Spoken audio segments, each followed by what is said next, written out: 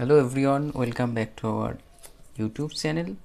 তো আজকে আমরা ক্লাস 8-এর জন্য, যেহেতু প্রত্যেকটি ক্লাসেরই সামনে রয়েছে ফার্স্ট সামেটিভ এক্সাম, তাই অঙ্কের কিছু আমরা গুরুত্বপূর্ণ অঙ্ক, যে অঙ্কগুলো পরীক্ষায় আসতে পারে তোমাদের, তো দেখে নাও তোমরা।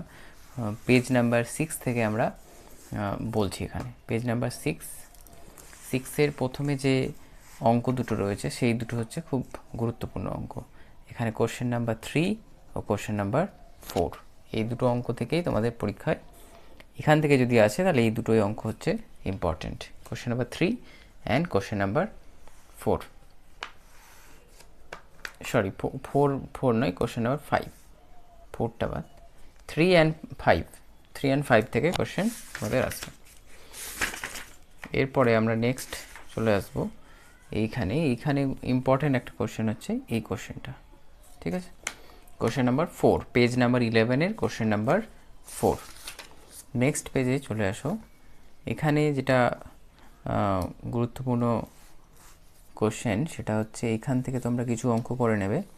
এখান থেকে এটা করে নেবে আর এটা করে নেবে, তার সাথে এখানে করবে তোমরা এটা করবে 3, আর এখানে এটা হচ্ছে 7, এখানে হচ্ছে 8, আর এখানে এইটা। এই 4টে অঙ্ক এখান থেকে তোমরা ভালোভাবে করবে। নেক্সট এখানে করবে এইটা একটা করবে, এটা করবে দুটো, আর এখান থেকে করবে এইটা ইয়েরটা, আর এখান থেকে আরেকটা অঙ্ক করে নেবে, এটা অঙ্ক করে নেবে।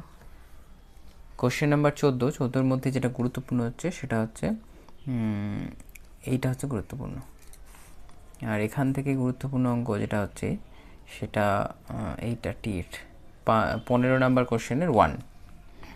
এবার সমাধানের মধ্যে গুরুত্বপূর্ণ হচ্ছে এই 5 নাম্বার কোশ্চেনটা গুরুত্বপূর্ণ বেশি, আর এই কোশ্চেনটা বেশি গুরুত্বপূর্ণ।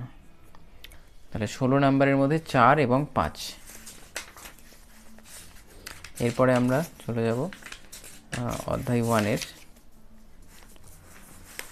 এখানে রয়েছে একটা অঙ্কন করতে হবে, জ্যামিতি পার্ট থেকে। এখানে রয়েছে এই যে গোল্ড রয়েছে 10 নম্বর, 9, 10, 9, আর এখান থেকে হচ্ছে এইটা 7, 9, 10, এই 3টে থেকে এখান থেকেই কোশ্চেন আসবে।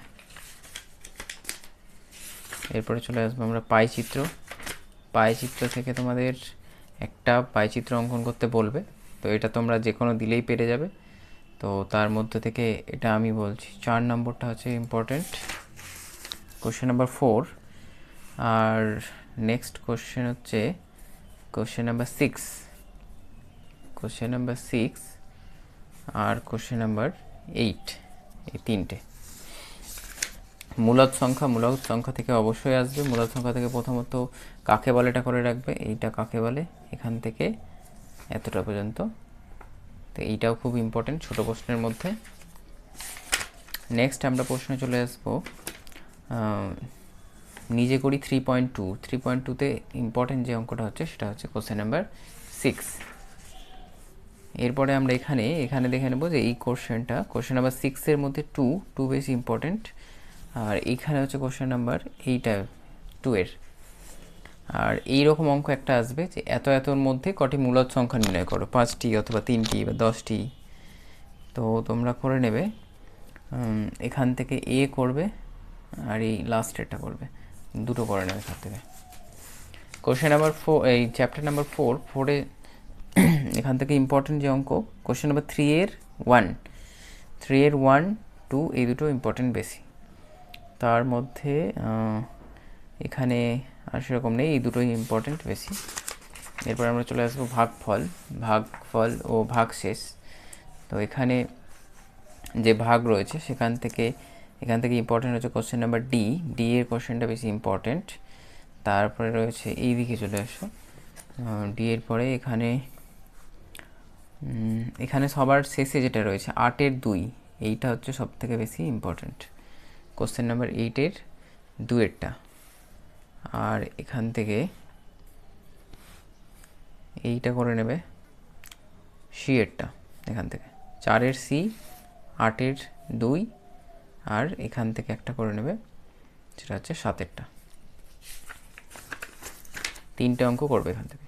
ঘনফল নির্ণয়। ঘনফল নির্ণয়ে প্রথমত যে ছোট প্রশ্নটা করা হয় সেটা হচ্ছে 1729 সংখ্যাটিকে বা হার্ডি রামানুজন সংখ্যা কোন সংখ্যাটিকে বলা হয়, এবং এটি কোন কোন সংখ্যার ঘন হতে পারে। একটা 12 আর 1-এর ঘনক, আর একটা হচ্ছে 10 আর 9-এর ঘন করলে আমরা 1729 সংখ্যাটিকে পাবো।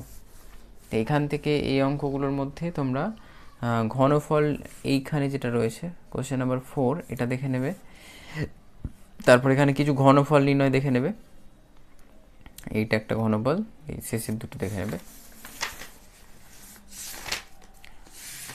এরপরে চলে এসো কোষে দেখি 5.2। তো এখানে এগুলোর মধ্যে থেকে ইম্পর্টেন্ট হচ্ছে এইটা কোশ্চেন নাম্বার সি, তারপরে ইম্পর্টেন্ট কোশ্চেন হচ্ছে এফ এইটা, তারপরে ইম্পর্টেন্ট হচ্ছে এইটা বেশি ইম্পর্টেন্ট কোশ্চেন এইচ, 2-এর এইচ, আর ইম্পর্টেন্ট যেটা রয়েছে সেটা হচ্ছে কে, এইচ কে আর আই, এই 4টে। এখান থেকে এই 4টে অঙ্ক দেখে নেবে। নেক্সট আমরা চলে আসছি কোষে দেখি 5.3। কোষে দেখি 5.3 পেজ নাম্বার 63। এখানে রয়েছে ইম্পর্টেন্ট কোশ্চেন এইটা 2-এর 5। 2-এর 5 হচ্ছে সব থেকে বেশি ইম্পর্টেন্ট, আর এই 1-এরটা। আর এই দিক থেকে ইম্পর্টেন্ট হচ্ছে এই 3টে খুব বেশি ইম্পর্টেন্ট, 3, 4 অ্যান্ড 5। এই 3টের মধ্যে থেকে একটা আসার চান্স খুব বেশি। আর এখান থেকে যেগুলো ইম্পর্টেন্ট সেটা হচ্ছে এইটা 10-এরটা একটা ইম্পর্টেন্ট, আর এখান থেকে 4-এরটা ইম্পর্টেন্ট, আর এখান থেকে 6, x⁶ আর y⁶ xv, আর আরেকটা রয়েছে এইটা, এই দুটো 1, 2, 3, 4, 5, 5টা অঙ্ক এখান থেকে করবে। কতগুলো রয়েছে? 17টা অঙ্কের মধ্যে 5টা অঙ্ক হচ্ছে খুব ইম্পর্টেন্ট। এবার পূরককোণ ও সম্পূরককোণের মধ্যে এখানে গুরুত্বপূর্ণ হচ্ছে পূরককোণ কাকে বলে, এটা পড়ে রাখবে। কাকে বলে এটা পরীক্ষায় আসবে না, যে কোনো একটা কোণ দিয়ে দেবে তার একটা পূরককোণ বের করতে হবে। পূরককোণ সবসময় হচ্ছে দুটো কোণকেই পূরককোণ বলা হয়, যে লেখা আছে দুটি কোণের সমষ্টি যখন 90 হবে তখন তাদেরকে পূরককোণ বলা হয়, এটা মাথায় রাখবে। আরেকটা হচ্ছে সম্পূরককোণ কাকে বলে।